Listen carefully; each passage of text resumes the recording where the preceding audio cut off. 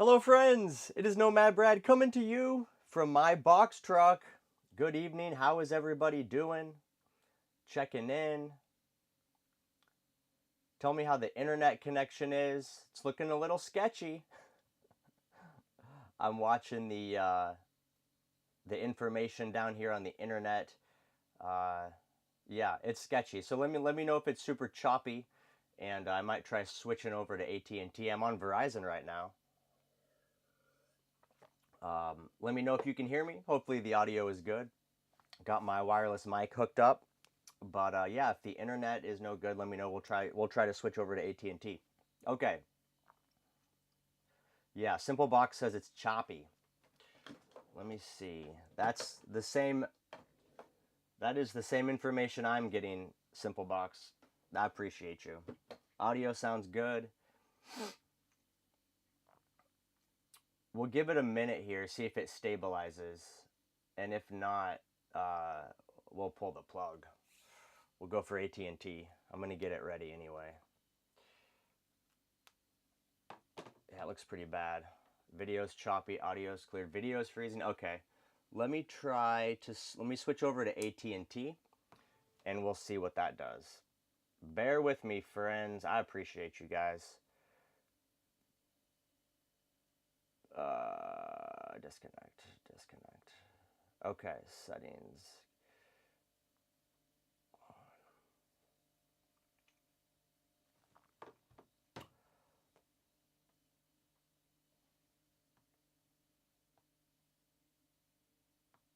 Okay, let me see.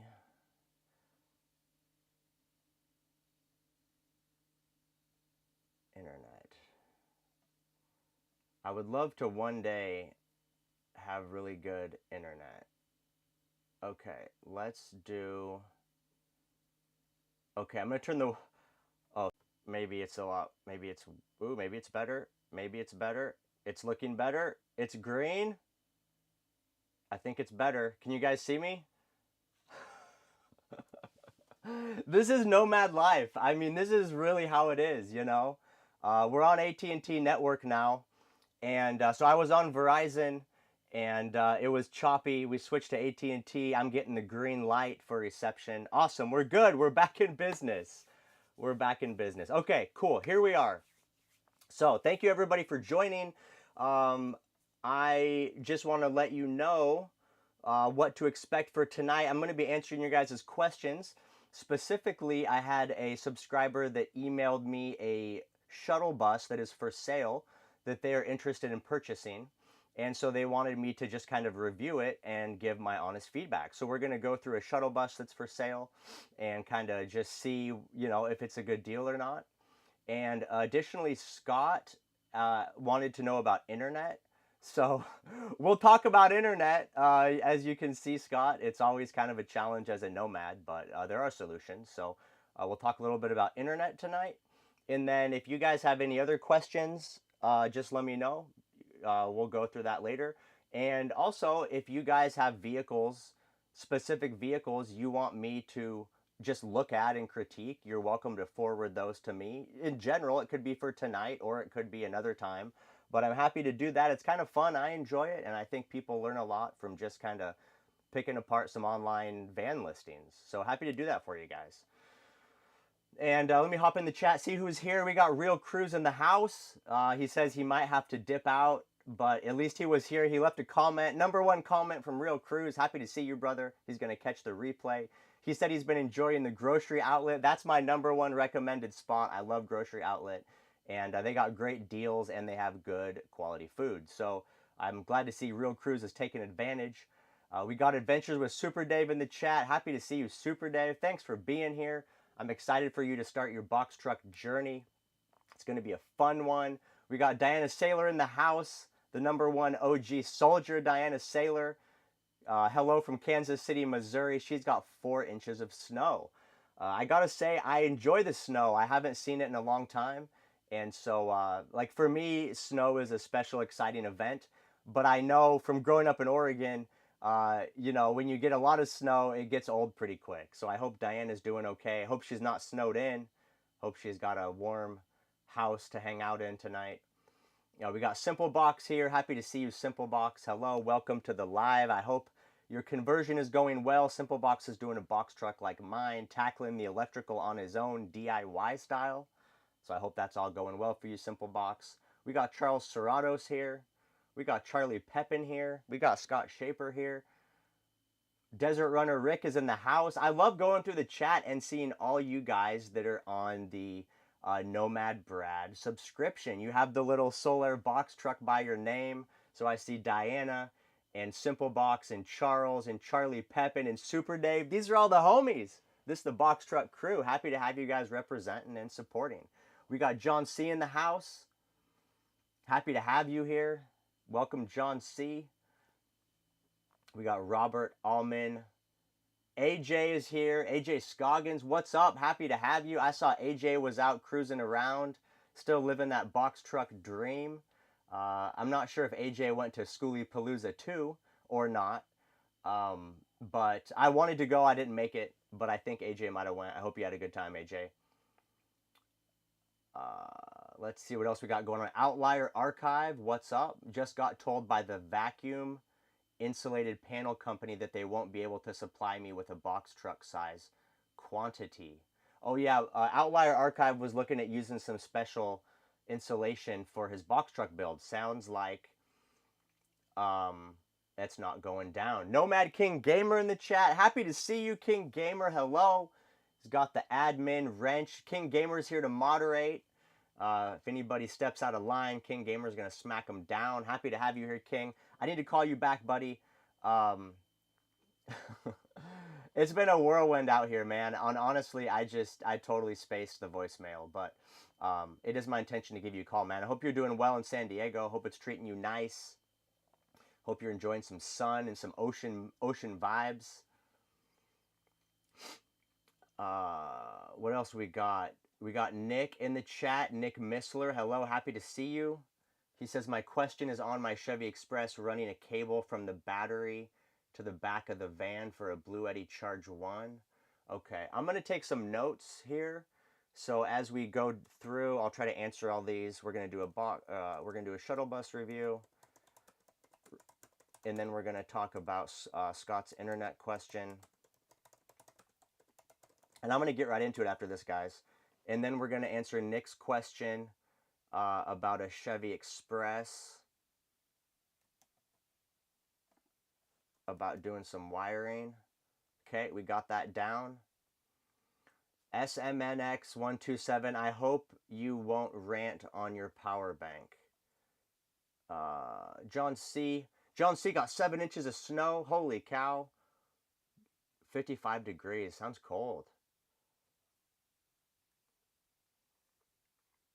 Simple Box says, I'm 14 days out from finishing my build, fully insulated, flooring in, ready to remove my roll-up door, replace it with a split back door like Wanderbox. Yeah, the split back doors are nice. I'm definitely doing that on my next build. I think everyone's doing the split box door. It's a really cool design. Happy to hear it. Shalom. I love that truck and want one exactly like it, except I can't get past the 9.6 miles per gallon. I just can't. I need to figure out an alternative. Ridge Hill, Jilly. I know the fuel economy sounds scary, but all you have to do is do the math on it, like how much you're really going to travel. And I don't know if you've lived in a vehicle before, but here's what happens. Most people, when they get into nomad life, they have this plan that they're going to travel the whole country and see every 50 state, and they're going to do all this driving and exploring. But the reality is, it gets exhausting to constantly be on the go. And so what you'll find out is you don't need to travel a lot, right? Like you can go, a long distance to a certain destination if you want. But once you're there, like say for example, it's summertime and you want to drive across the country to California, whatever, do the numbers. It might cost you $1,000 in gas or something. And then once you're there, you're kind of just cruising around an area. So I know it sounds like a lot, but it's really not that expensive. Unless you're just going to be doing back-to-back cross-country tours. But it's really not that bad. And keep in mind, you're not paying rent, you're not paying utilities, there's no water, sewer, garbage. You're cutting your expenses way down. Like for me, all I have is gas, food, car insurance, and cell phone or internet, and then like a YouTube subscription. So all that other stuff, all the home expenses, home internet, renter's insurance, all that stuff is gone. And and so it's just, I don't know, it's not as expensive as you would think. But I know the 9.6 sounds scary. But here's something else to consider. If you look at any other converted vehicle, like even a ProMaster, all these vans, by the time they're converted, you're only going to get like 12 to 15 miles a gallon. You're not going to get really good fuel economy. They're too heavy. You're filling it with your home.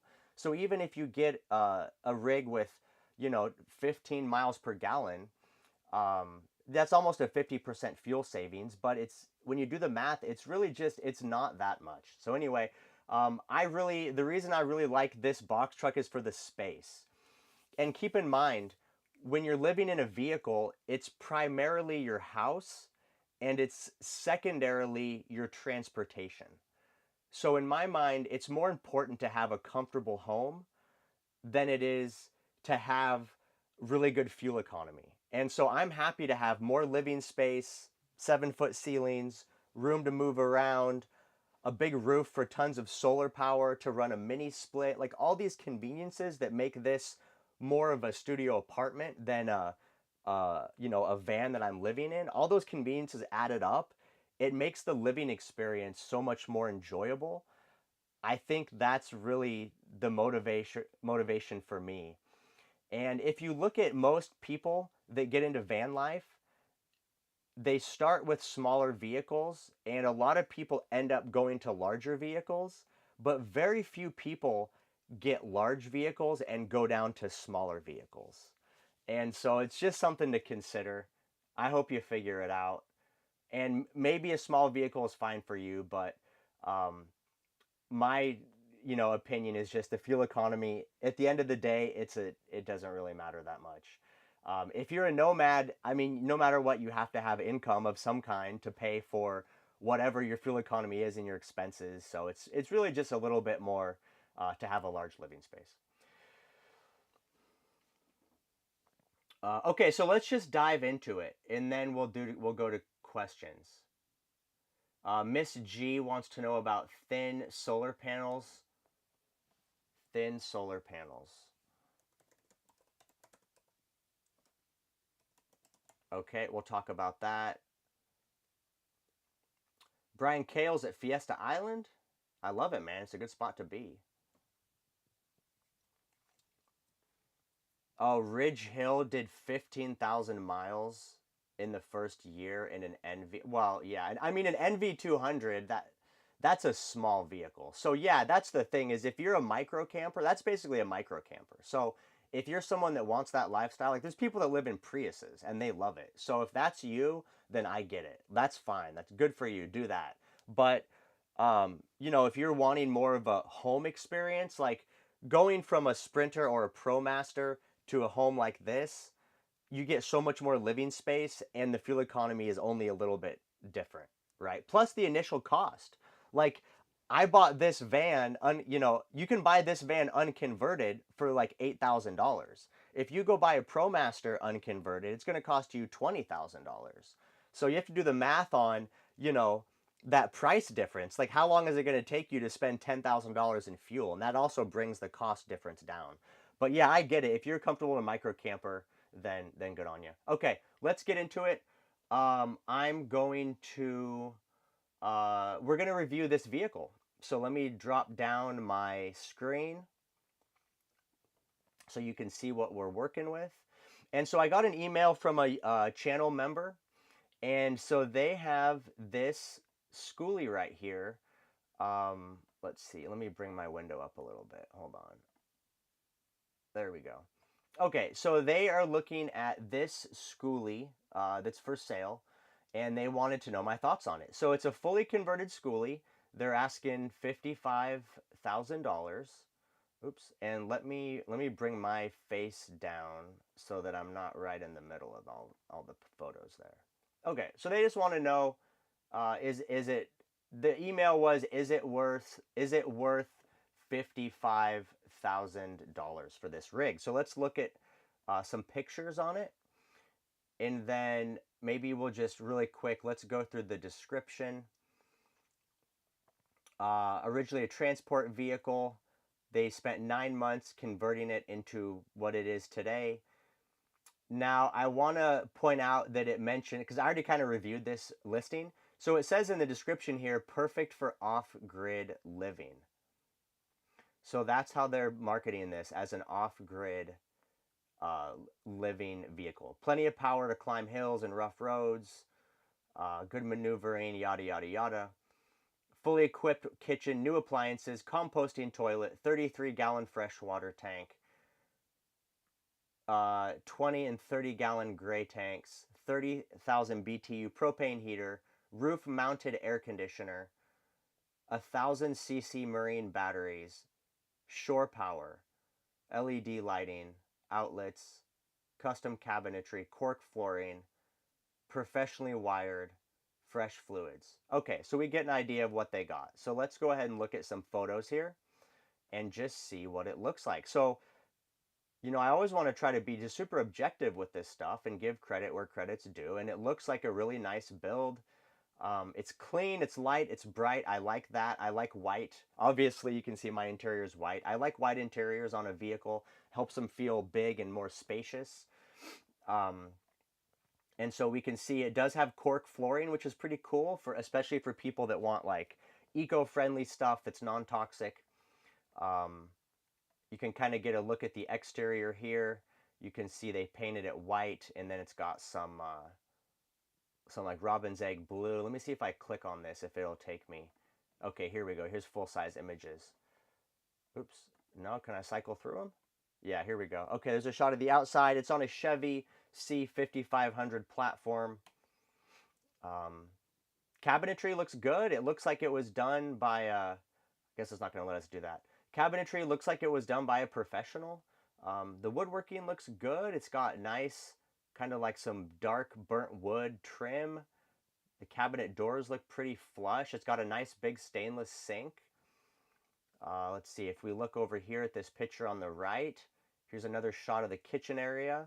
You can see they have the nice propane cooktop with oven, which is really cool. I like that for a, you know, full featured kitchen. You can bake and do a lot of cooking. It's got a large RV fridge. That's probably like a 8 or a 9 cubic foot fridge, so lots of space in the fridge. It's got a like a Nature's Head style composting toilet. Here's another shot. There's a little double bench with countertop on it. Here's the shower. So that's cool. It's got a separate toilet. So the toilet room over here is separate from the shower. A lot of times the toilet is inside the shower. So it's nice to see that separate. Pretty nice looking shower, large tile with the tile work looks really good. Look at that drain that they had put in the floor. So really nice. The build out looks really good quality. They got some exposed copper plumbing, which is fine. That looks good. It's got a large bed space in the back, big cabinets, probably a queen size, maybe even a king size bed, very large bed. And then there's another shot of kind of the size of the rig. It's pretty big. It's probably, just judging by this photo, it's probably like 25 feet overall length, bumper to bumper. It probably has like a 16-foot living space, just guessing by looking at it. Looks pretty nice. I like the paint scheme. Nothing wrong with that. It looks like it was all done pretty well. It looks like there's some dirt on it, but I think the paint is clean. So they did a good job.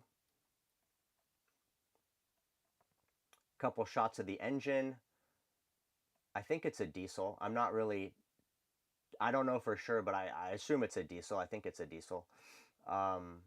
Undercarriage looks good. One thing you want to look for on vehicles like this is you want to make sure they're not rusted out underneath, which would be an indicator that maybe it lived on the East Coast. It could be, you know, rusted, but this undercarriage looks really, really clean.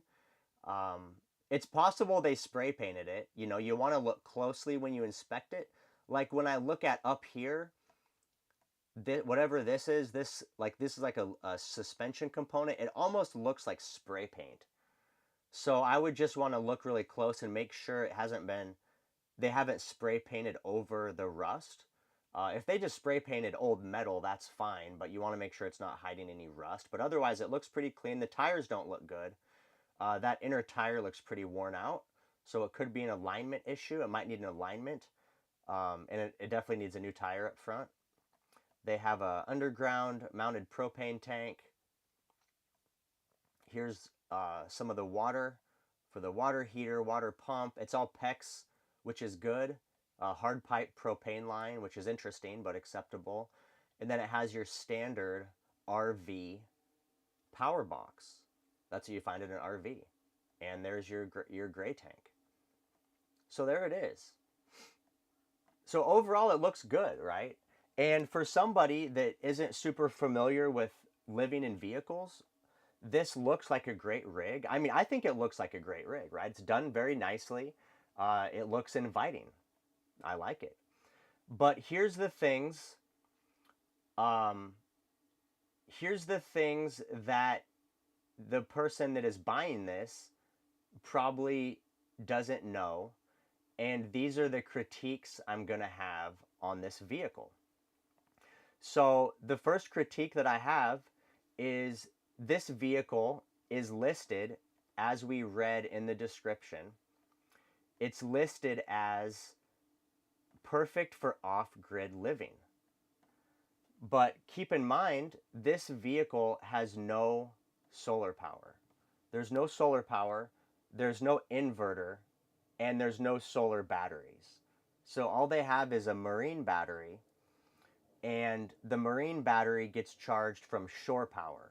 And the marine battery is only to run like 12-volt lighting and water pump and stuff. So the reality is, and there's no generator on this vehicle from what I can see. So the reality is, you can only power this vehicle if you're plugged in somewhere. So that's going to be a limiting factor. It's not really off-grid capable. You're going to have to be plugged in, or you're going to have a generator. So for me, that's a big negative. As someone who installs solar, and you've seen my videos, you know how much I use electricity. I don't pay to fill propane tanks. Every morning the sun comes up, it refills my batteries. I get free energy from the sun. So I would just say at a $55,000 asking price, I would set aside another $5,000 for solar, for panels, inverter, batteries, wiring, that type of stuff. So that's something to keep in mind. And then here is my second critique. And for me, this is probably the biggest detractor from this vehicle for me, is if you look at these photos, you look at the roof, that's the original metal roof on this bus.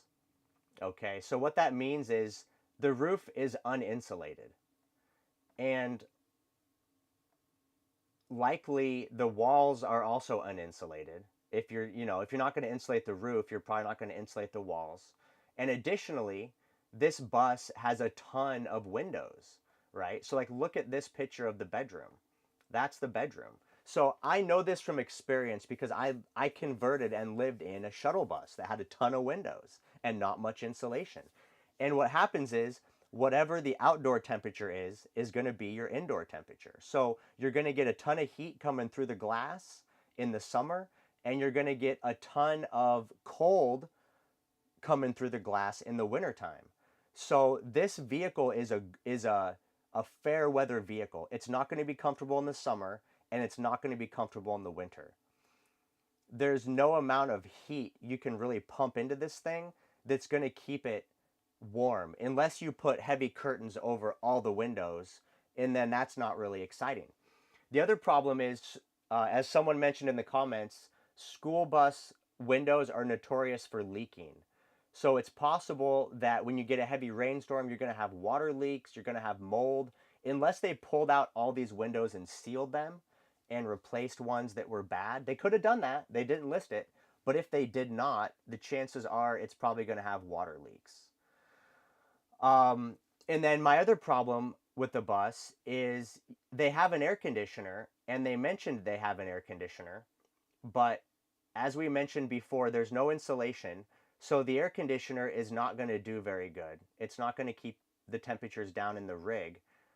But the other problem is, look at the position of the air conditioner. You can see it right here up in the roof. So the air conditioner is up at the front of the bus. The bedroom is all the way in the back through that narrow hallway. And so what that means is none of that air conditioning is going to get to your bed. You're going to be back there sweating. So even though it has air conditioning, it's a bad design. And the only way you can run the air conditioner is if you're plugged in to shore power somewhere. You have to stay at a campground or a hip camp or a friend's property. You can't just go park this thing in the woods. So those are my concerns. And honestly, I think those are pretty valid concerns. Even though it's a beautiful build out, I don't think it's going to be comfortable to live in unless you're just going to park it and plug it in. But if you're just going to park it and plug it in, then why are you even buying this vehicle?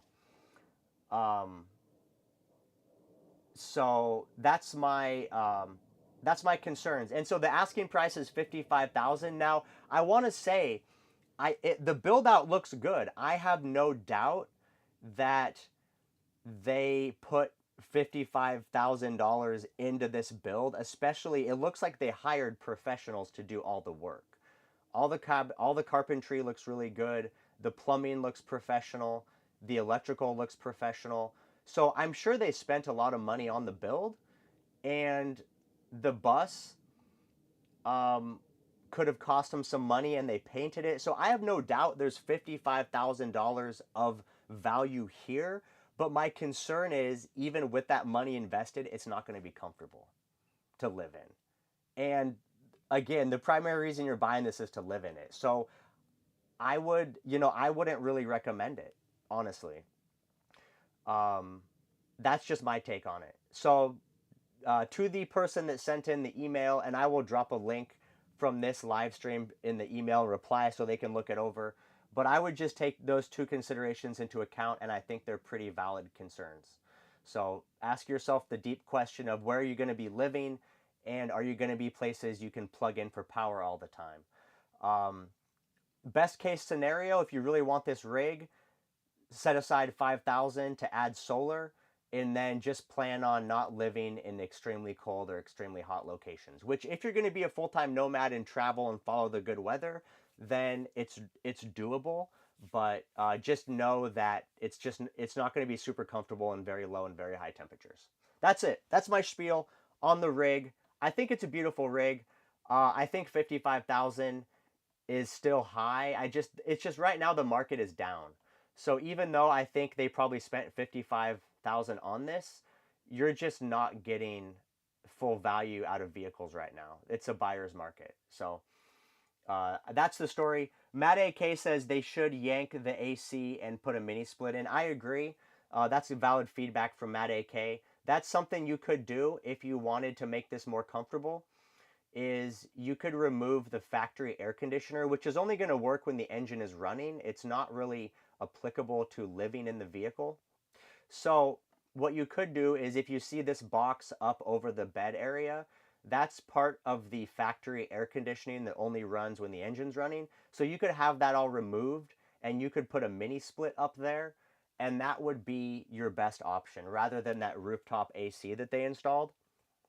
So you could add a mini split, add solar, add a full off-grid power system. Now you're talking about probably closer to $7,000 when you factor in a mini split for everything. But that would make it more comfortable. But still, with no insulation and all the glass, you're still going to have a fight. But if you have the AC right in the bed area and you put up heavy curtains, you can make a pretty nice, little cold area in the bed. So in the sleeping quarters. So anyway, that's it. That's my thoughts on this rig. Nice rig, but I think it's overpriced, and I think it needs a lot of work.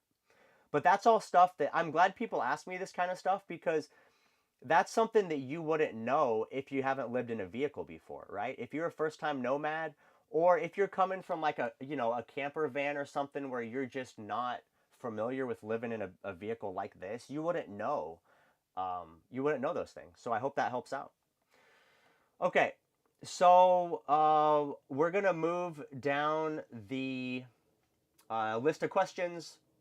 So Scott has questions about internet. I went over internet on the last live pretty thoroughly. So Scott, if you have any specific questions about internet, let me know. I think he was asking for feedback maybe from the chat, but all I'm gonna say on internet is that you basically have two options. You can either get cell phone based internet from towers. Scott says subscription or not.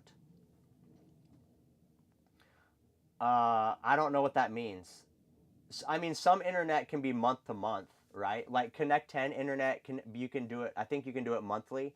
Starlink, you can do it monthly. You can pause your subscription, but basically your only internet options is Starlink or get some kind of a hotspot. Ryoko, what's Ryoko? Let's look up Ryoko.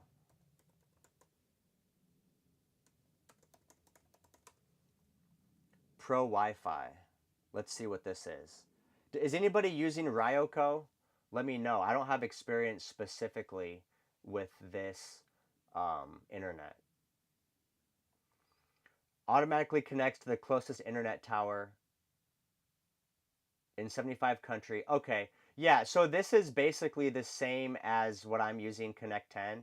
It's well, I shouldn't say it's the same, but it's similar. So it uses multiple carriers. It does Verizon, Orange, T-Mobile, AT&T. So a lot of internet providers are going that way. LFR now says they just purchased Ryoko. They're waiting to receive it. So yeah, I definitely would say if you're going to do a hotspot, Scott or anybody listening, get one that does multiple carriers because you saw at the start of the live stream tonight, I was on Verizon and it sucked and it was glitchy and slow and I switched to AT&T and now it's buttery smooth. So, um, when I was using Nomad Internet, they were locked into Verizon. So I could only use Verizon. So that's a big limitation. So I would say if you're going to get cell phone based internet, get somebody that's multi-carrier like Ryoko, um, or I use Connect 10, which is fine. Um, T-Mobile has a service now where they're partnering with Starlink, and so you could consider that. But one thing to keep in mind is from what I saw with T-Mobile, the Starlink is only for cell phone. It's only for phone calls and text messages. It's not for data. But let me see if that's true or not.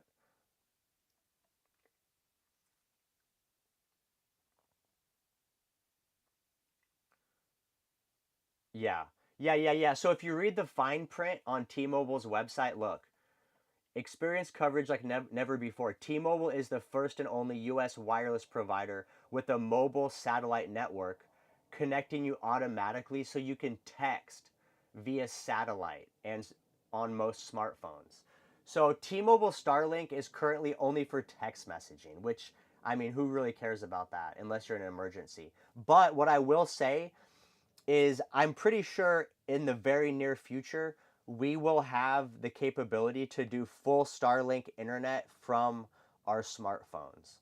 I think it's not there yet. So I would say for now, Scott, I think you're on track with like that Ryoko device. I mean, I can't say how the quality is. I've never used it, but you're on the right track of having something that's multiple carriers. Additionally, the Ryoko has a built-in battery pack, so that's a limitation with my Internet Connect 10. It's not battery powered, so I like the fact that this is battery because um, my Nomad Internet, the hotspot is small, and then it had an external battery pack, so I could take this with me. Like if I went to a hotel for the night, I could just take this into the hotel. If I wanted to do a live stream like at a park, I could put this in my backpack and walk around and do a live stream. So I do like the idea of having a hotspot with a built-in battery pack. That's a limitation from Connect 10. So I like it. I don't know what I want to know what the pricing is. Let's see what they say. It says no contract. I don't like when they hide the pricing on these places. How it works, features, order now. Let's just click on order now and see what it says. Let's see what the equipment cost is. Okay. Select quantity, 5 gigs of data, 10 gigs of data. So what I will say is for most people, you're gonna need an unlimited data plan. 10 gigs of data goes really fast. So I would suggest the like for me, I can use I use almost 100 gigs a month uploading videos and watching YouTube, right? But like for the average internet user, just watching a few, online videos at night and like streaming, going through your phone and stuff, you can pretty quickly use 10 gigs of data, which is their highest fixed data plan, the $10 a month plan. So I would say get the unlimited plan, but that seems like I don't understand how it's that cheap. 12.95 a month? That doesn't even make sense. Unlimited data plan. What's going on here? 49.99. So it's normally 163 a month, and then it's $49, and then it's 70. I don't understand what's this 12.95 a month.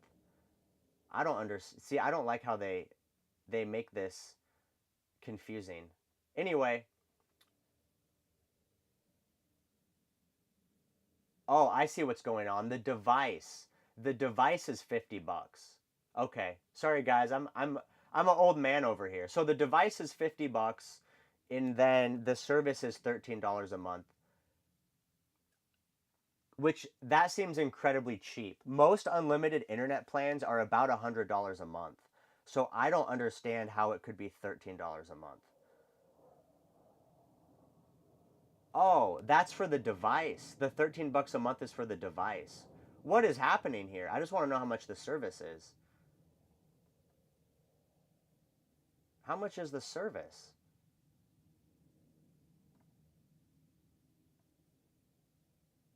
Okay, I don't know. I'm not going through all this. I don't got time for all that. You guys figure it out. I don't know. That's my advice. My advice though is to get an internet carrier that has a battery pack. I like that, and then additionally, get one that's multi-carrier. And beyond that, the pricing, all that, that's for you guys to figure out. Whatever is in your budget. All I would say for Scott or for anybody else is just try to research it. Try to find reviews from people that actually have used the service and just make sure it's like, it's got good reviews. So I would try to just Google around, ask Reddit, try to find some reviews of Ryoko and just see if it's good or not. And then just try it out. I'm sure it's fine. Probably a good idea. Okay, moving on to the next question. Someone's asking about thin solar panels. So, um, there's two types of thin solar panels. There are just standard flexible solar panels.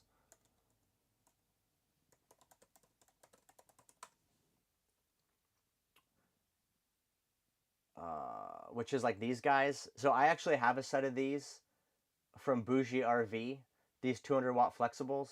So these are thin. Um, oh, hold on. They're trying to spam me here. Okay. Oh my goodness, stop it. Okay. So what I'll say, in my experience as an installer and a user of um, flexible solar panels, is it's hard to get the rated wattage out of them. Like if you have a 200-watt panel, I don't see them getting as high, as close to 200 watts out of the actual unit. It seems like they really give out less solar. Um, they don't last as long because they get hot. The enemy of solar panels is heat. And so the flexible panels, they tend to get hot because they can't disperse the heat. Like a regular solar panel has a aluminum frame, it's rigid, and then there's like space where it mounts between the roof so you get airflow. These panels typically mount directly to the roof and they're all black. So they get pretty hot and so they just don't last as long. So what I would say is if you need a thin panel because that's all that's going to work for you, if you have like you're trying to put it on the roof of an SUV or a minivan or something and this is all you can use, then by all means use it, no problem. But if you have the option to fit rigid panels, I would suggest using rigid panels. Also, rigid panels are cheaper. So you can get, like for $229 for this 200 watt flexible panel, you could get a 500 watt rigid panel for 200 bucks. So it just depends on your application. I would say only use these flexible thin panels if you need one for your installation. That's my advice. If you are going to get flexible panels, don't get the cheap ones, get a brand name. Get either these bougie RV panels, they're good, or get the Renogy. Renogy has flexible panels as well. Don't get the weird cheap ones on Amazon or AliExpress. They're even worse quality, and a lot of times they overrate the power. These ones are actually built, they're built pretty well. So that would be my advice on the flexible panels. If you want to get those, if that's what works for you, go for it.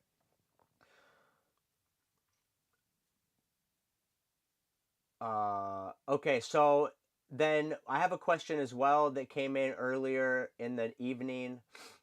Um, I forget who it came from. I didn't get the name down, unfortunately. Oh, Nick Missler. Here's your question. So he says, Nick says, on my Chevy Express, running a cable from the battery to the back of the van for a Blue Eddy Charger 1, is it exposed to the elements, or do people run it through inside? Okay, you're in luck, Nick, because I have the cables right here.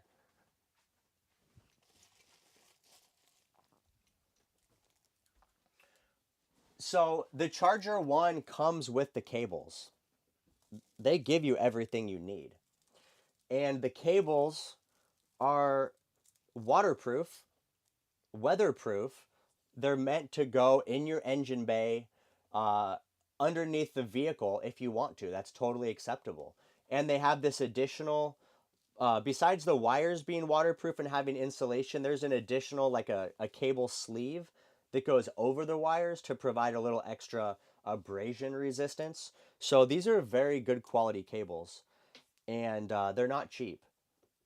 So yeah, the cables are good. You can totally just run these on the exterior. Depending on your vehicle, you said a Chevy Express from the battery to the back. So depending on the length of your van and your install, you might need to extend them. These might not be long enough.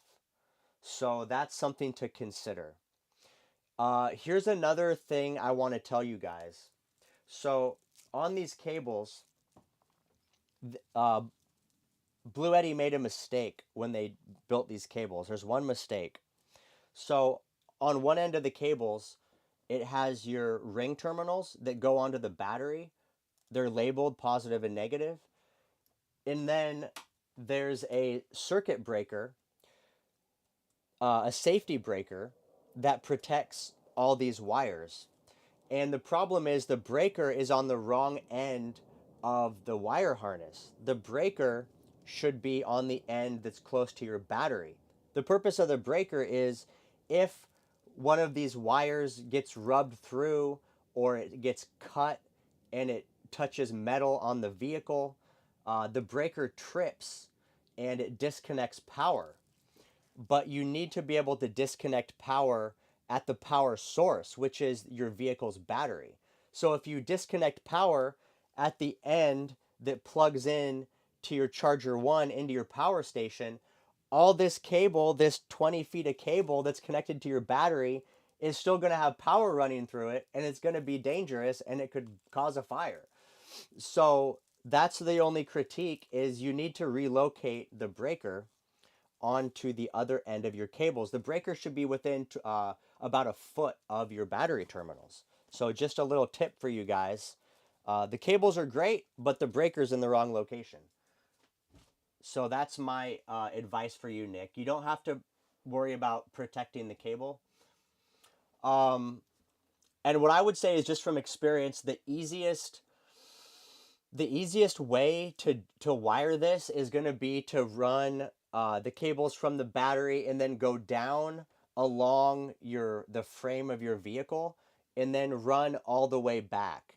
And so when you're down under your vehicle, there should be like a wire harness or a fuel line, or there should be something in the frame rail already that's going from the front to the back of the vehicle. And so you can probably follow those wires and just zip tie these wires to whatever is existing down there, because all the vehicles are going to have a wire harness already. And it might even be on the inside of one of the frame rails, but that's what I would recommend for your install. I would just do it outside. Let me know if you have any additional questions on that, Nick. Happy to help you out, brother.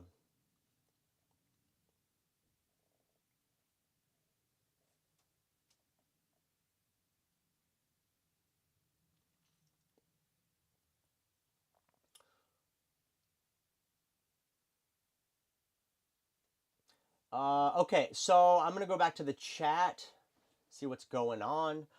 Bill A says, "How about network marketing plus solar sales? I'm working with a company and I'd love for them to start doing mobile installations." Yeah, buddy, I'm not sure what you mean, Bill. You mean you want to get into network marketing and solar sales? You can always reach me at my email, nomadbrad503@gmail.com, if you want to connect with me directly. If you have questions, you want to chat about something like that, happy to discuss it. I'll drop it in the chat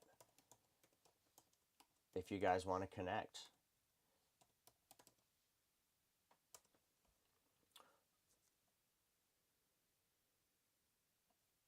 Okay, going down.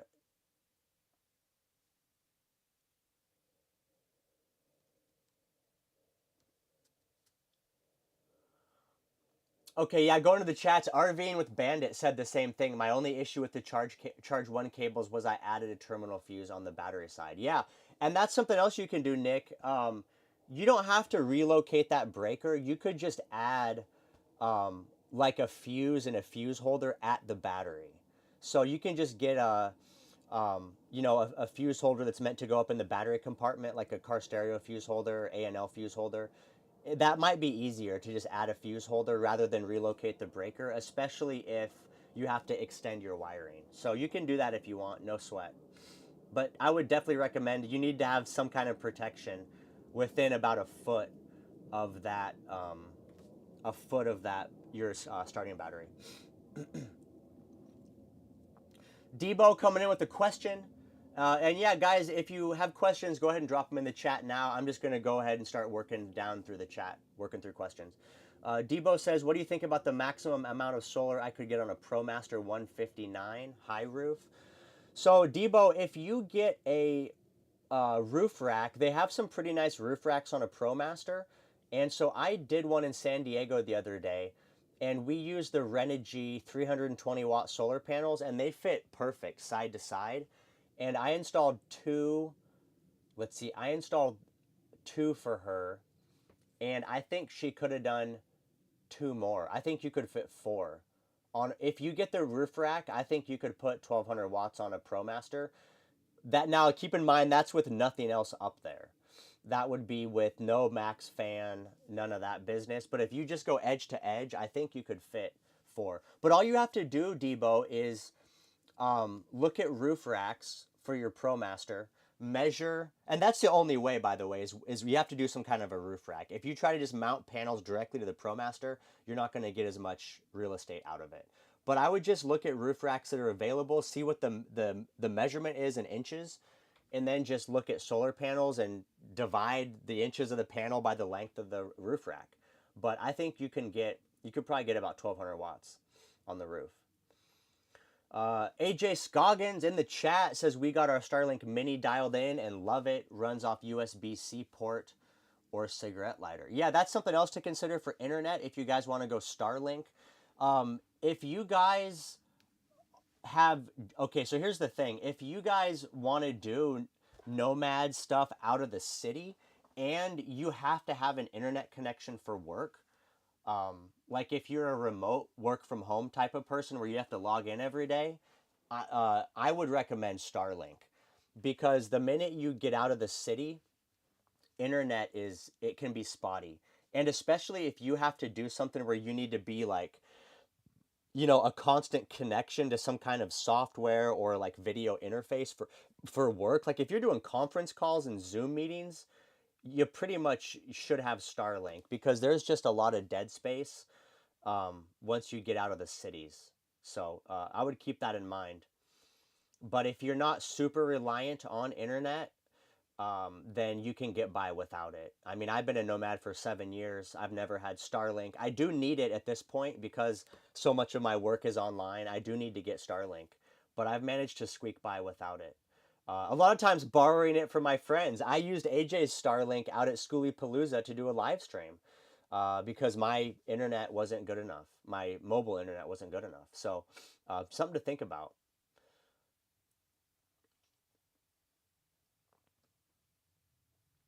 Patty S says I can't use Starlink because I'm in the Northeast and I camp with a lot of trees. That's something else to consider. If you're camping in the trees, you'll actually get better reception from a hotspot. Starlink needs a really clear view of the sky. So if you're going to be in the forest up in the Pacific Northwest on the East Coast, um, you can still get Starlink, but you're going to want a hotspot as a backup. So the best situation, if you have the money, is to get both Starlink and some kind of cell-based internet. DeRumble, I also want to say thank you for the super chats. I appreciate you guys for supporting the channel. It helps me out. I see we got Robert Allman came in, says thank you for the great content. Thank you, Robert. I'm just happy you guys are happy. I'm happy I'm providing value and you guys are learning. Debo says thank you, so possibly 3. Why can I not read all of this? The chat window's funky. Hold on. Why is it giving me a half window? Hold on, I'm trying to get to Debo's full comment here. Okay, so Debo says thank you, so possibly 3 and a Max fan. Yeah, for sure 3 and a Max fan, Debo. No problem. And the other thing I'll say too is depending what you guys want to do with your vehicles, if you the only reason you need 1,000 watts plus of solar is if you're trying to run a mini split. That's really the only reason. If you're just going to be doing regular Nomad stuff, run a mini fridge, um, run a laptop, run a Starlink, you really don't need more than um, probably 6 to 800 watts. And you don't really need a mini split if you're not going to be somewhere that's super hot. So again, I lived without air conditioning for the first 5 years of my van life, and a lot of people don't have air conditioning. So if you can truly follow the good weather, a max fan is sufficient. And I mean, I don't definitely encourage that everybody needs air conditioning. So if you're if you're in a ProMaster and you just want to do a max fan and 3 solar panels, that's a great option. You can still get a lot done with 3 of those. Would be 960 watts, which is still a good amount. You can do a lot with that. I see I got another. Oh, Super Dave. Super Dave came in with the super chat. Thank you, Super Dave. I appreciate you. Appreciate the contribution. Super Dave is my biggest financial supporter over the months. He's been here coming in strong with the donations. I appreciate you, Super Dave. Um, I'd love to help you out when the time comes with your box truck, whatever I can do. I definitely appreciate your generosity, and I'd love to return the favor when you're ready to do that box truck. Happy to help you out, brother. Okay, DeRumble. Let's see. Hold on. I just lost the. Uh-oh. I just lost the chat. I saw we had a question. Here it is, DeRumble. My box truck has a 130 amp alternator. Can I run my LI time 60 amp DC to DC? Upgrade the big 3 or upgrade the alternator? Need the cheapest solution.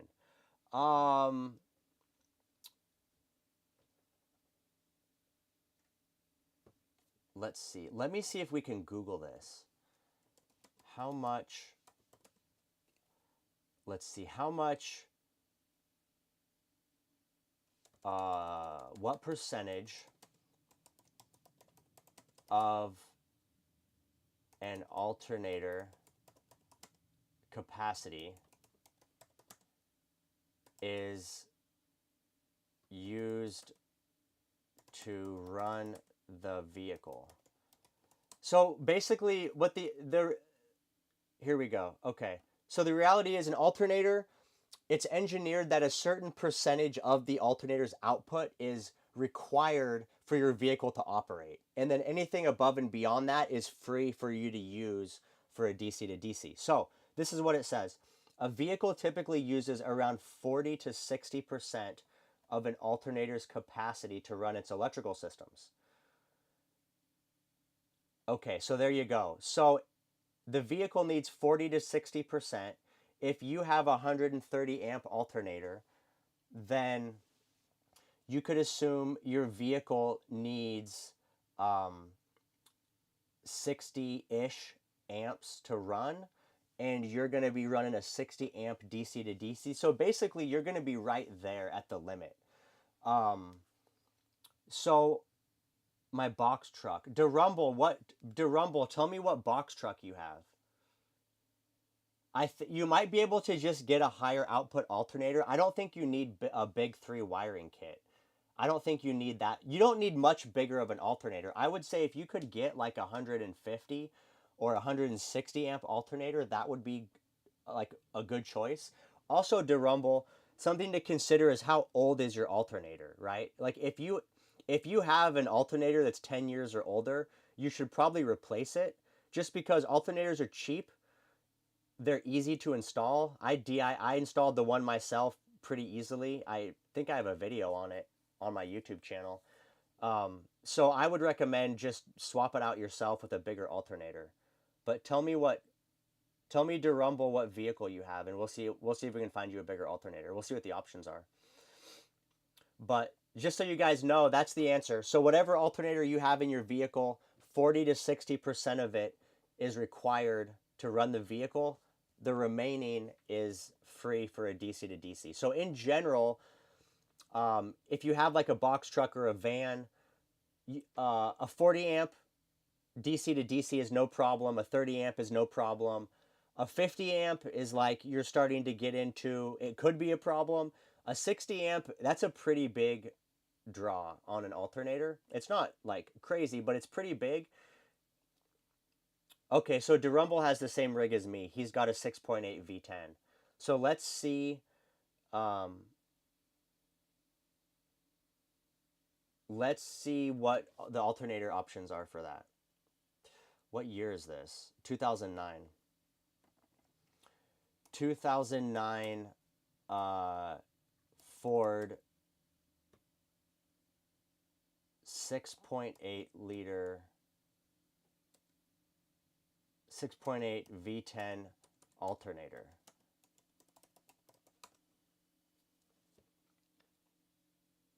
So, I mean, they got some crazy stuff here, but let's not look at 240 amp alternators. What do they have that's like just within reason? Let's say high output. There should be a high output option that's not crazy.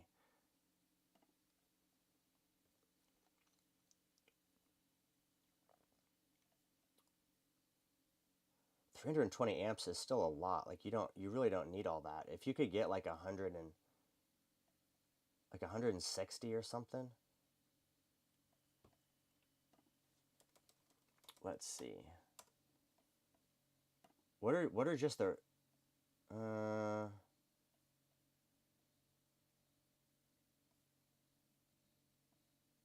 here you go.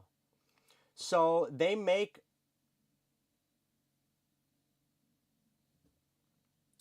I mean it's $400, but they make a 250 amp alternator.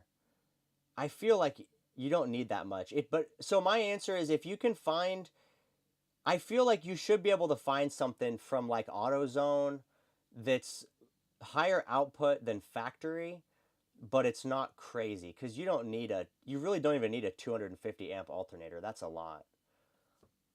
Let's see what AutoZone has. They should have what's this? $224. Does that tell us the specs on it?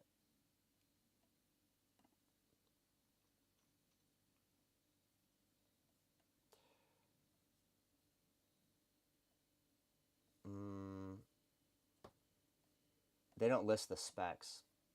Anyway, that'd be my suggestion. I would try to find an alternator that's close to 200 amps, like a 200 amp alternator. Um, and I think that would be awesome. And I would just change it out yourself. It's super easy. You can do it in, you know, an hour. You can do it in a couple hours if you've never done it before.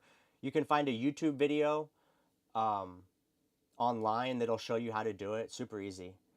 So that's what I would try to do. I would try to get a higher output, like 160, 170.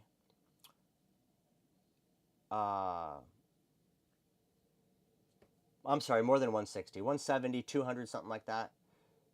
They do make them for $300. You can get a 250 amp. Anyway, that's it. But I would definitely, if you have an old, and also you could probably try just the factory one if you wanted to, but if it's old, I would replace it because I have heard stories of people that put DC to DC chargers on their rigs with old alternators and it burns them up. Just because you have an old alternator that's not used to putting out 100% capacity and it might be a little bit worn out anyway, and then all of a sudden you're pulling 100% out of it, maybe even more than it can deliver, and then it strains it and it dies on you. So that's my advice. Okay.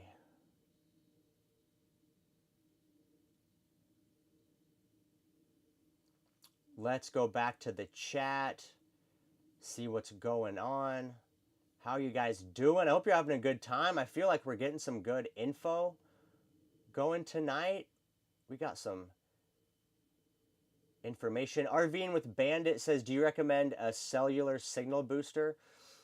So Bandit, I've tried an external antenna, a cell booster, and I did not have good success with mine. I had it wasn't WeBoost. It was there's another brand that's like WeBoost. It didn't work that well. But what I would say is you can get external antennas that plug into your internet router directly. And I think that's a better choice because the cell booster is this weird like intermediate device where it captures the cell signal and then it boosts it and then it sends it into your hotspot. But for some reason, it doesn't work as well as just having a high power antenna that connects directly to your hotspot. But then again, if you're trying to use just a cell phone, you don't have that option. So it depends what you're trying to do. If you're just using like a portable hotspot with no antenna options, then you have to get a boost like a WeBoost. Bandit also says, are high winds with a large rigid panel an issue? No, I have large 320 watt panels on the roof of my van. My box truck now, my last box truck had also 320 watt panels. I've been in crazy windstorms. I was in a really bad windstorm in White Sands, New Mexico, with my girlfriend at the time, and it was blowing the box sideways so bad. She was legitimately concerned the box truck was going to tip over. Now, I know well enough that this box truck ain't tipping over, but that's how windy it was that she was scared. It was a strong windstorm and the panels survived no problem. So no, the solar panels don't matter. Keep in mind every house and commercial building in the country uses large rigid solar panels. So they're designed for high winds. And my solar panels are mounted with nothing but adhesive. And I've had no issues. I went through Glamis on the way to Schoolie Palooza 3 weeks ago, and it was a crazy windstorm. My box was rocking. There was sand blowing across the road. It was really, really strong. And the thing is with solar panels, they don't have that much resistance because they're mounted flat off the roof. You have a couple inches of gap. So when the wind comes across, the wind is going over your panel or it's going under the panel, but it's not really creating lift, right? Like there's a little bit of wind that's going to come up, but it's going to hit that panel and it's going to come back down and go right out the other side. So your solar panel, it's open on all four sides. So there's not that much wind resistance. And I know it freaks people out, but it's really not a big deal. And I've done the math on it. It's totally safe. Matt AK says, I got an off-brand 450-watt portable suitcase style panel. We'll see how it works. Yeah, let us know, Matt. I'm curious. I hope it works out well for you. I haven't had good success with the suitcase style, but I hope you have great success. But let me know. I'm happy to hear it. And if it works well, let me know what brand it is, and I'd be happy to recommend it to folks. Hector Quintanilla in the chat. Would you recommend Halo Xterra foam board? Never heard of it. What is it? Google knows what it is. What is it? Let's see. It looks like it's house board. Let's see what it looks like. Internet still good? Yeah, internet's cruising along. Wow, look at that. That's cool. Yeah, I mean, it just looks like a rigid insulation board. No sweat. What does it say about it? I'm curious. I'm curious what it's comprised of. Exterior applications. Here we go. This is what you want. Xterra. Breathable. Breathable.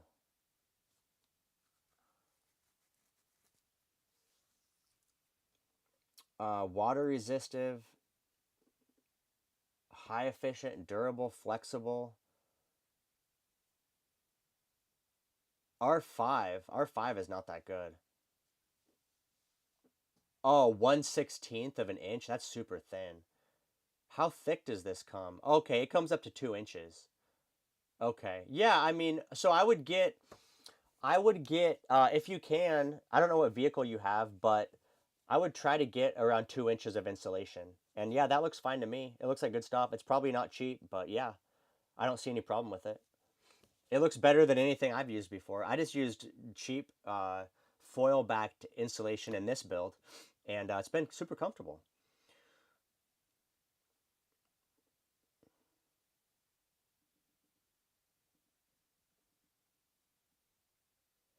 Outlier archive. I was reading that foam board loses R value over time and the foam degrades. Yeah, I don't doubt it. I mean, anything like that that's um, manufactured is going to degrade over time. So I don't doubt it.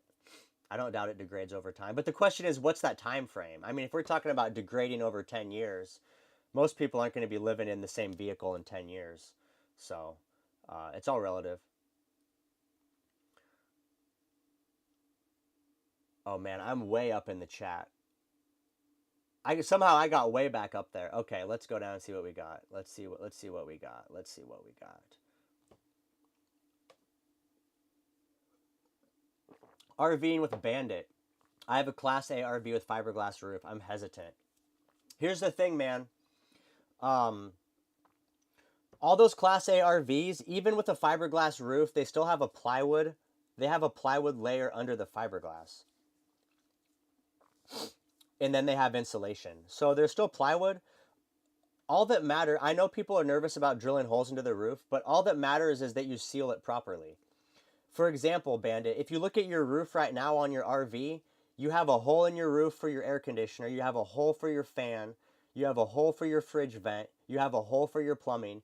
You have at least 4 holes in the roof of your RV. And all the holes in the roof of your RV were done by somebody in a factory that was underpaid and underappreciated and trying to bang that RV out as fast as they could.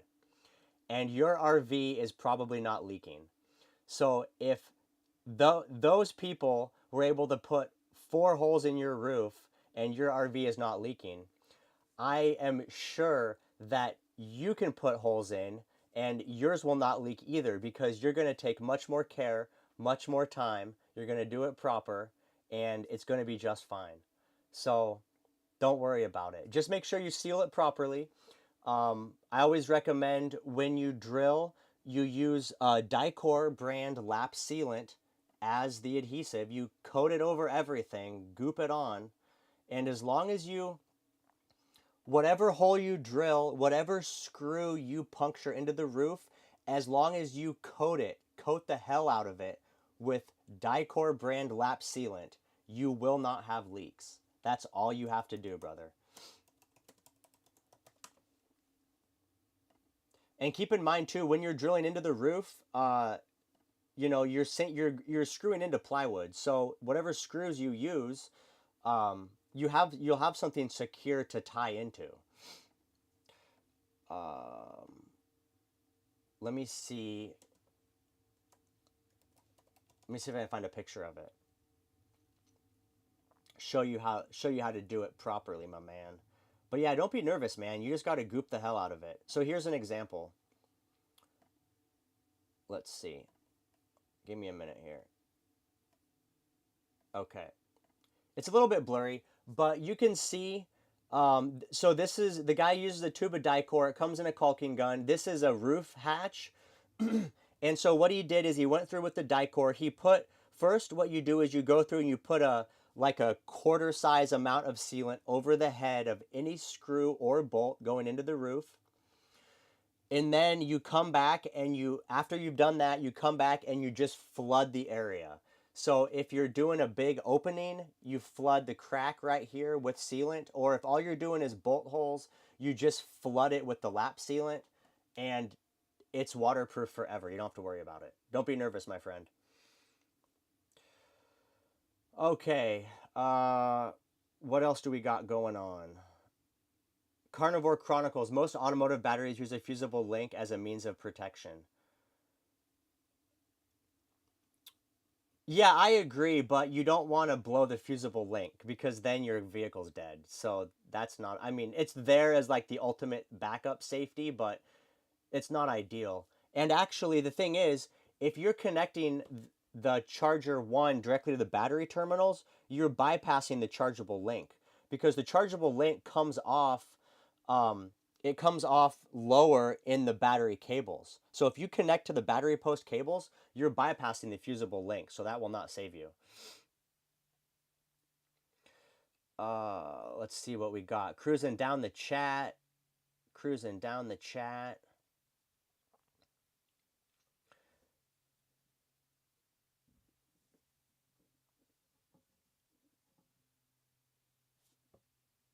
David Longham says, great outlook on living life, not acquiring stuff. Thank you, David. I appreciate you. There might be some new subscribers in the chat. The video I put out Sunday went absolutely viral. It has almost 300,000 views, which is awesome for Nomad Brad. I think my record video has like 700,000. So I'm super happy about it, but it brought in a bunch of new subscribers. And so there might be a lot of new people in the live stream. For those of you that don't know, in the lives, we basically talk about nomad life. This is totally different from my published videos. So we get into the details, the nitty gritty. I try to help everybody out, and we just try to have a good time and talk about being nomads. Nick Missler says, no AC, live near Phoenix, but I go to Washington State when it gets hot. Just a max fan and lots of windows. Yeah, so Nick, you're good, man. If you go to Washington in the summer, you're golden. You don't need air conditioning. So 3 panels and a max fan would be perfect, brother. I would definitely get a roof rack, though. Or, I mean, you can build your own. You don't have to buy one already made, but it's just easier to have a rack because the ProMaster roof is rounded, and it's tough to mount those big rigid panels.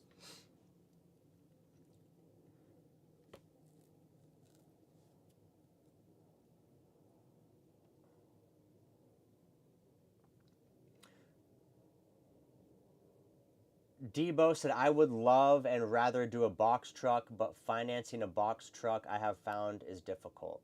Debo, I would, I agree with you. It's more difficult than just buying a van that's like a, you know, regular residential vehicle, citizen. What do you call that? A regular non-commercial vehicle. But um,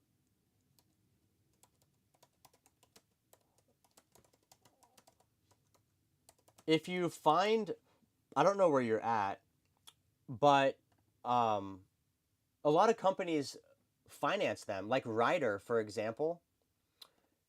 Ryder will finance you one of their used box trucks for $0 down, $50 a month.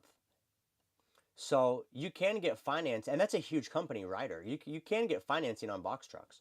Also, there's independent Penske does it. Penske does financing.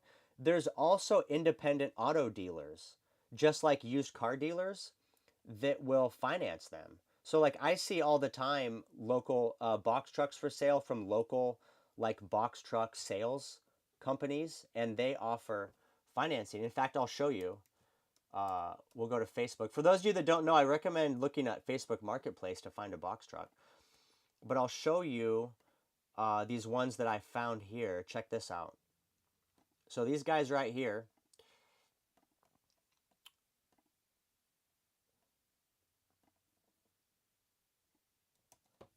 So these happen to be Isuzu NPRs, but they have other stuff. Look, they have a Chevy Express right here.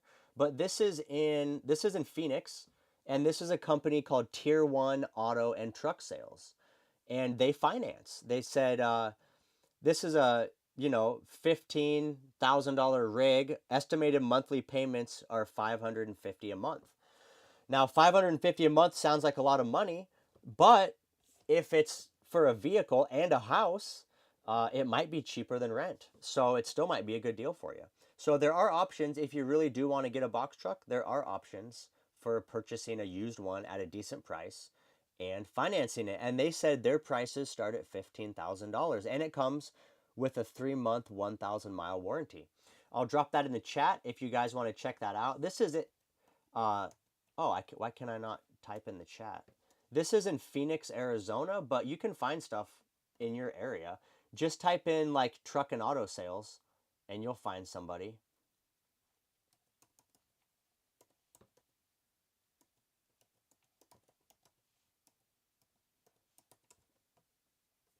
Tier1trucks.net if you want to browse. Browse around, my friends. All right, let's cruise through the chat. Man, thank you for all the support, all the donations. I appreciate you guys. Debo came in with the 10. Super Dave came in. Charles Serratos says, Nomad Brad, for a great chat and awesome, knowledgeable information. Thank you, Charles. I appreciate the support. I'm happy to know you guys are having a good time, learning some valuable tidbits. I'm trying to help people out, spread the knowledge. Caleb says his girl is trying to buy a van. I give her my number, man. If she's the buyer,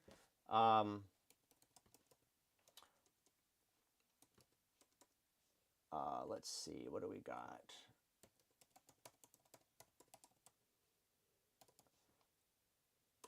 So my website is solairservice.com. That goes directly to me. There's a phone number and there's a like an email message box. So tell her to reach out if she's got questions. And I'm happy to talk to her. Also, you can show her my YouTube van tour video. Show her that video. It explains everything in the video. She can get a feel for it. And if she's interested, I'm happy to sell it to her, man. It's a wonderful home on wheels. I live in it every day. Okay, cruising down the list. Matt AK says the alternator on my Tundra is a B to get to. Yeah, luckily the Ford Econoline alternators are super easy. Super easy. Sorry that your Tundra's tight. That sucks. But you got to do it, man. He says it's been making a noise. You got to get to it, man. It could be the tensioner. Maybe it's not the alternator. It could be the tensioner. It could be a pulley. Who knows what it is? But you don't want to ignore it because when my alternator went out, my van died. So you don't want to have that happen in a bad spot.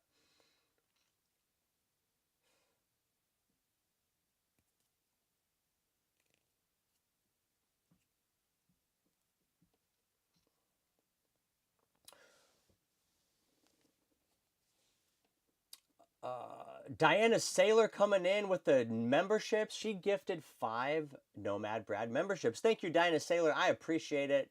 Spreading the power to the people. Charlie Pepin came in with a super chat. Thank you, Charlie. I appreciate you. Debo says, has anyone been able to finance their box truck? I think I already answered that. You can buy them. RVing with Bandit says, what is a typical price for adding 800 watts of solar controller wiring? Well,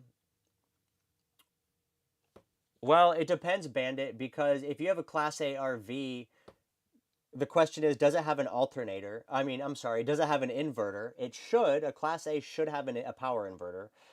If not, you're going to need one. And then, how's your battery bank? Is it, because a lot of times the battery banks that come, it depends on the Class A, how kitted out it is. But a lot of times the battery banks aren't really designed to be off grid, right? They're just designed to hold power from the shore power to run your systems, but they're not designed to like support the whole vehicle in an off grid scenario. So it depends if the battery and the inverter is all compatible. But um, if you're talking about just adding panels and wiring and a controller, um, it depends where you buy the panels. If you buy them retail or you get them on marketplace at a discount, but it's going to be a few grand, a few $1,000s for sure. Um, yeah.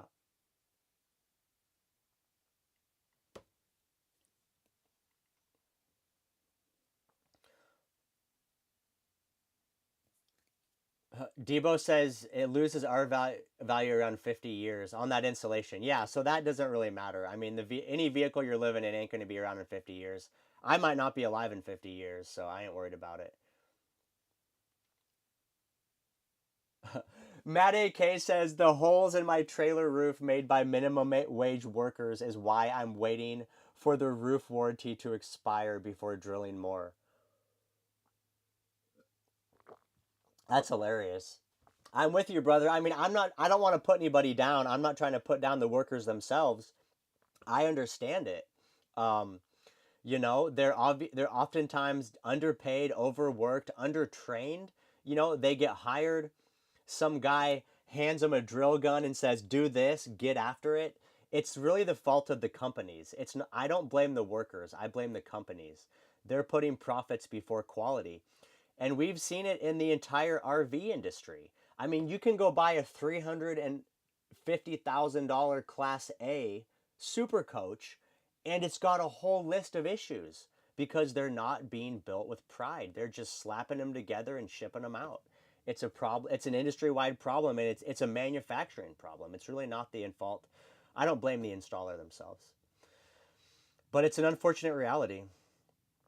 Um, The Nomad Tim says, I was so happy to see how viral that last video went. Thank you. I appreciate it.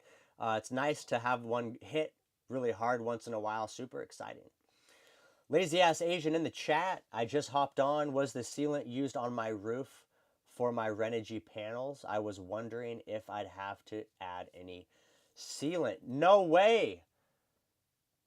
Lazy ass Asian. Of course I used the sealant. I used the good stuff. Yeah, of course. I got you covered, girl. I installed four panels. I think they were 200-watt panels I installed for Lazy Ass Asian. I think they were 200s.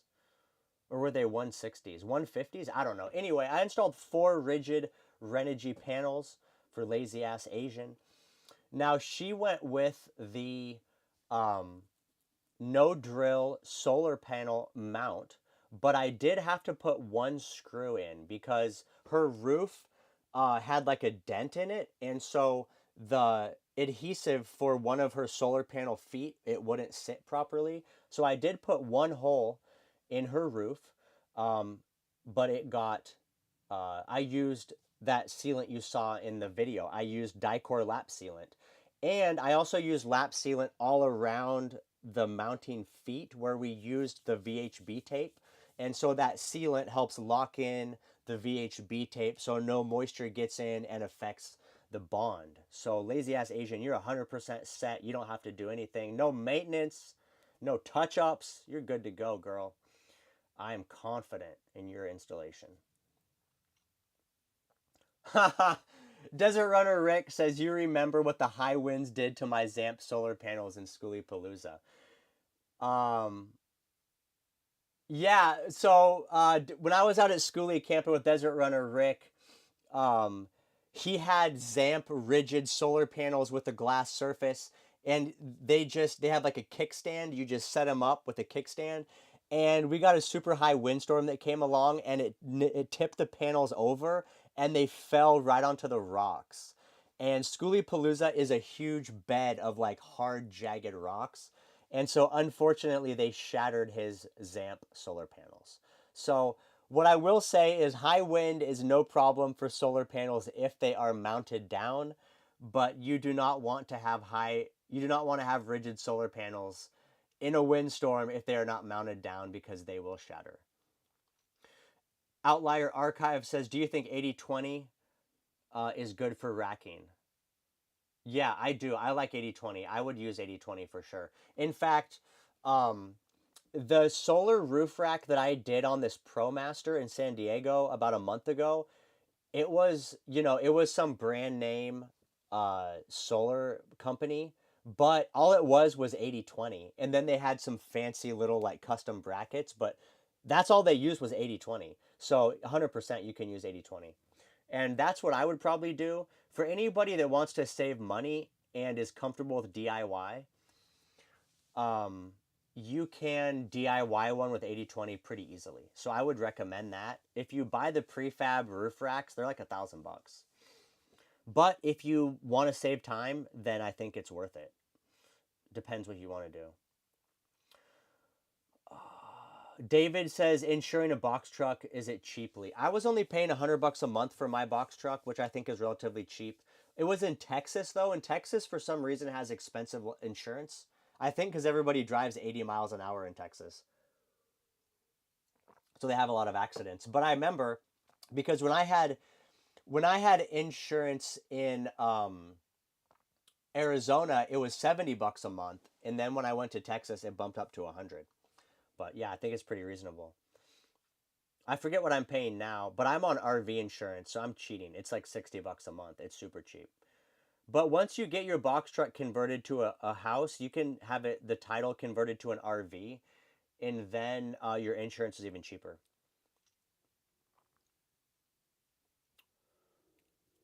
The Real Van Man says, hey, Brad, you're the man. Thank you, Real Van Man. I appreciate you. Happy to have you here in the chat. Thank you for the support, man.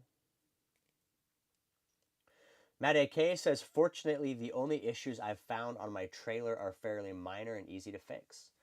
Yeah, the nice thing about a cargo trailer is it's pretty exposed, so you can kind of see everything, and anything you need to fix, you can fix it yourself. But yeah, for anybody doing a cargo trailer conversion, I would encourage you to take that thing through a really good rainstorm before you build it out, because those cargo trailers are never built with the intention of being 100% watertight. They really aren't. Not like an RV. So yeah, I would definitely take it through a good rainstorm before you build it out. I would seal the roof, any screws. I would go up on the roof and just seal over anything you see sticking out. RVing with Bandit says, the happiest day of my life was the day my RV warranty expired. Lazy Ass Asian says, awesome, Brad. Thanks for that info on the sealant. You got it, girl. You got it. And I think I sent you photos of your install after I did it. If you look at the photos, you can see the sealant in the photos. There's like white brackets. Let me see if I got the pictures. And then next to it, let's see. Is this her? Yeah, this is her right here. Yeah. So this is the roof of Lazy Ass Asian's Transit. I did 4 solar panels for her on the top of I think she's in a Transit. Let me see. Do I have like a far out picture?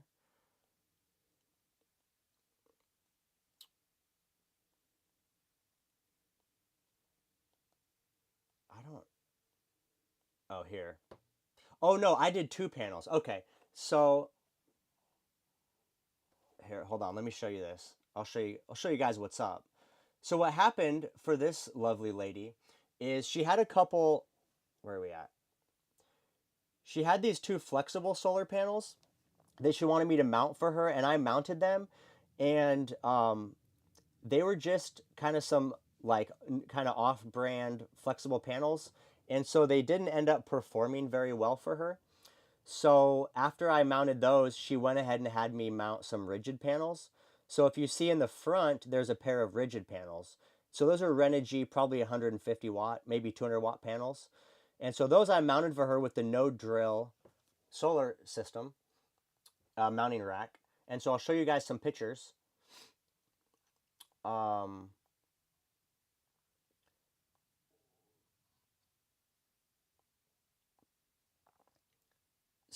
this is the top of her roof, and so if you guys watch the video in my no drill solar install video, these are that aluminum T channel, and so I used VHB tape on the back of this aluminum channel, and I VHB'd it to her roof, and then if you look, you can see the white stuff all around uh, the strut, and so that is the Dicor lap sealant. And so you go back and you add that lap sealant, and what it does is it creates a waterproof barrier all around the channel so that the VHB adhesive tape never gets exposed to moisture. And that's what allows it to just basically last a super long time. And so all of the channel on her roof got coated in that sealant. And I was going to see if I had a picture of the one I had to drill. I had to drill one because it had a dent in it. I don't think I took a picture because that was kind of like at the end of the install.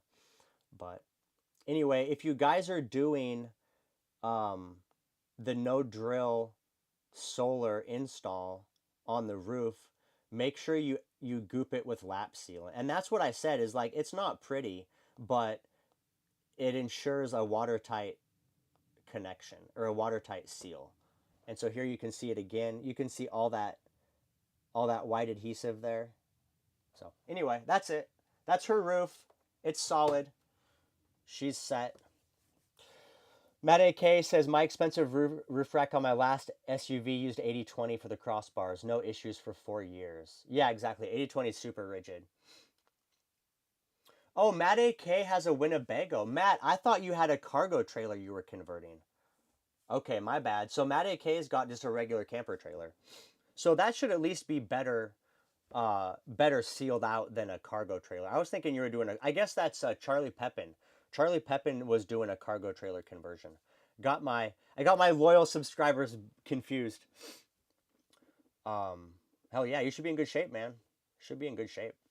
I mean, the cool thing about that is you can just walk on the roof and look at it, and if there's no exposed hardware or anything, you should be fine.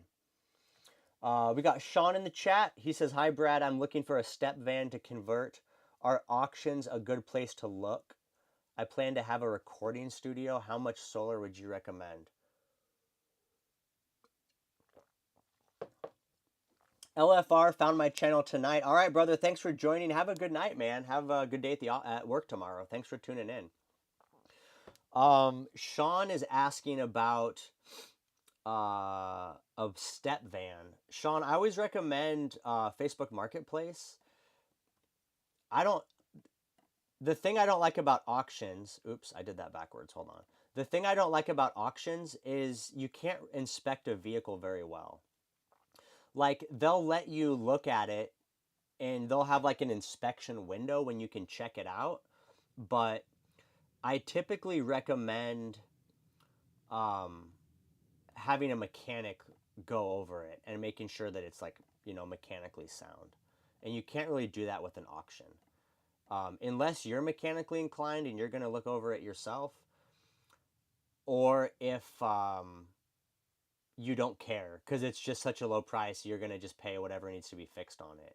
But if you buy something on Marketplace, you can either have a mobile mechanic go out and look at it, or you can just tell the seller, hey, I want to buy this, but I want to, take it to a shop first and have it inspected.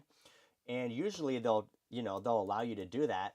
And if they don't, like if the seller will not let you take the truck to get inspected, that's a pretty good indicator there's something wrong with the truck the seller's trying to hide, and they don't want you to know because they don't want to go through the trouble and then have you find out it has an issue and then you're not going to buy it anyway. So if a seller refuses to let you have a vehicle inspected, steer clear.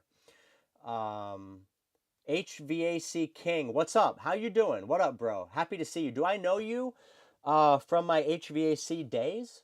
I'm curious. I did HVAC for 10 years. I was a service tech. Desert Runner Rick says Dicor also works as an adhesive. It does have some mild adhesive properties, but it's not a true adhesive like VHB tape. So I would not use Dicor in an application that calls for adhesive. I wouldn't use it strictly as an adhesive, but I think it adds adhesive qualities to whatever's already connected. Redding, California. Are you HVAC tin knocker? Is that you? Are you the guy building that was building out the Jeep, like the XJs? Redding, California. So to the guy that was asking about step vans, Sean.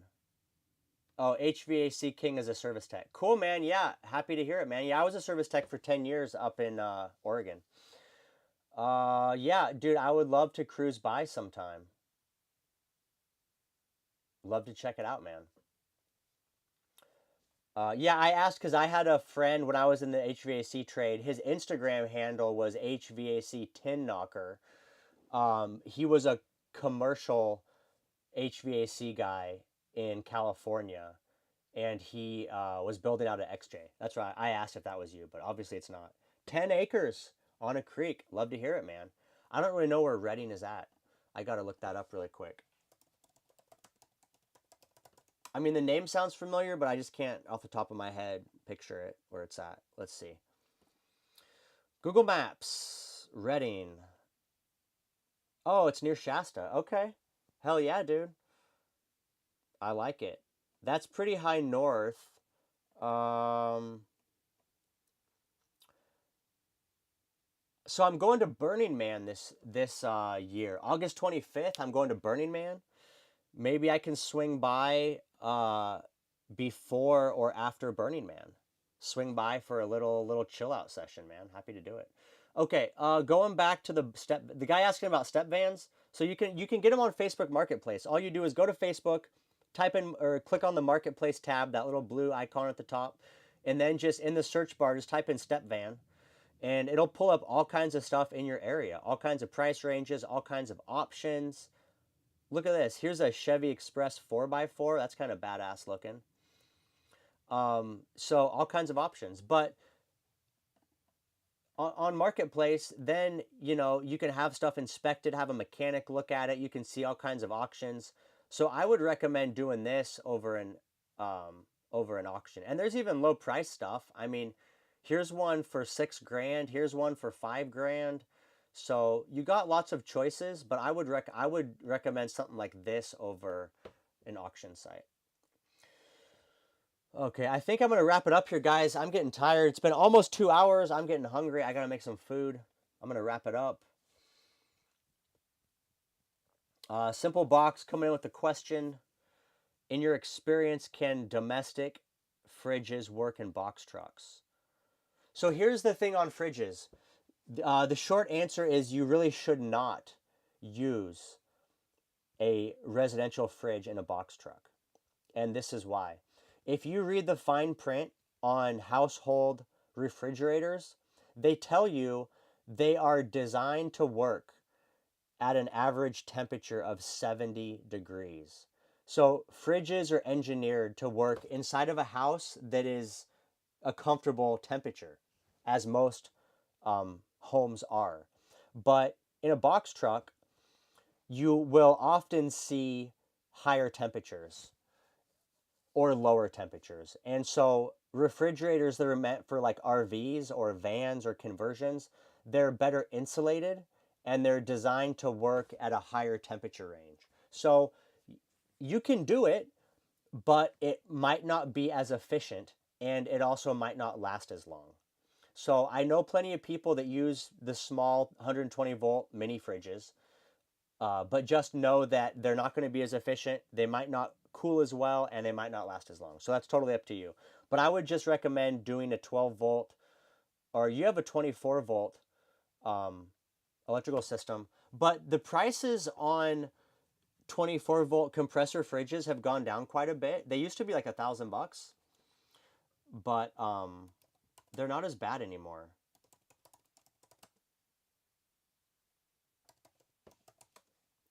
I think you can get them for like $500. Oops, not on market. Don't buy it on Marketplace though. Let's see what we got. I think Rec Pro makes one.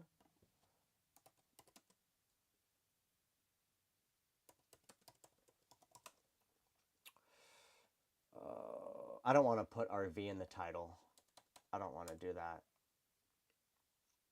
I would try to get around 3 cubic feet. That's the size I have. They have these little ones. I had one of these in my first van. It's, in my opinion, it's just too small. And they're expensive. Let's try this. Yeah, see, so like this one right here. Oh, that's only 12 volts. I think mine does 24 volts. But you can run it off of a step-down transformer. We talked about that in our consultation. And if you like, yeah, Scott got one for 550. So here's the Rec Pro, 3.3 cubic feet. That's like the same size as the one I have. It's only 500 bucks. I think it's worth it. And getting a 12 volt, yeah, you have that step down. And even if like it ends up, you know, we talked about how your step down isn't as big as what you might need. So you could just get a small step down specifically for the fridge. I've done that before on my appliances. So like it says right here, this is a 12 volt DC power, draws 15 amps. So what you can do, simple box, like if you just want to do a standalone step down, you can just get a 15, check this out, a 15 amp buck converter. So you can just get one of these.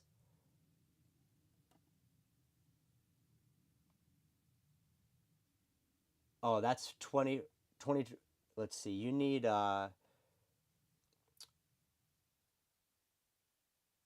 12 to 24. Let's see.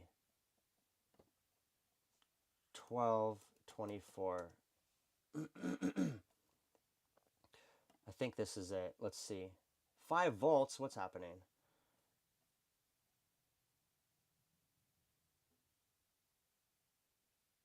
Here you go, right here. So you can get these mini ones. It's like the one you have, it's just smaller. So this is up to 90 volts, step down to 12 volts. It's only 25 bucks. So you can get something small like this, and you can just run it, like you can just take a 24 volt lead off of your 24 volt bus bar and just go right into this. And then on the output side, go right into the wiring on your refrigerator. So yeah, I would just do a 12 volt compressor fridge, honestly. It's going to be more efficient. It's going to have better insulation. And then if you need to, just do this step down converter.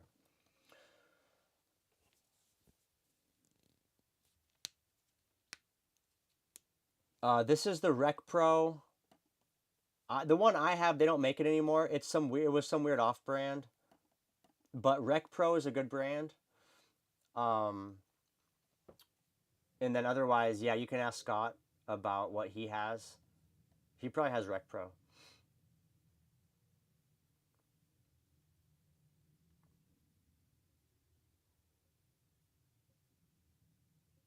Okay. All right, guys, that's it for me. I gotta call it. I'm hungry. I'd love to keep hanging out, but I gotta go.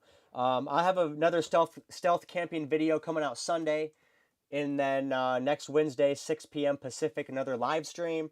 We're getting closer to the end of the month. I'm gonna be doing a build out with Scott Shaper and Suron Dave in a couple weeks here. So it's getting close. When we get down to the build outs, there's gonna be a lot of good content, a lot of build content. It's gonna be fun. You guys are gonna love it. So stick around for that. And in the meantime, that's it for me. I appreciate all the tips, all the super chats, all the donations.